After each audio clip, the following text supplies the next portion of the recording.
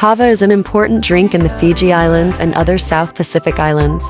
It is used for many different reasons, for ceremonies like weddings, funerals, and other social gatherings. Kava is a root for pepper plants, and it's grown in pure fertile soil, and it takes about 3 to 5 years for it to be able to be harvested. The roots is then cleaned and dried out in sun until it's ready to be pounded into powder before it's mixed with water for consumption. Hey there, folks! Today, we're diving into a fascinating topic: Kava, an important drink in the Fiji Islands and other South Pacific islands. Kava is not just a drink, but a cultural icon, used in ceremonies, social gatherings, and even for special occasions like weddings and funerals.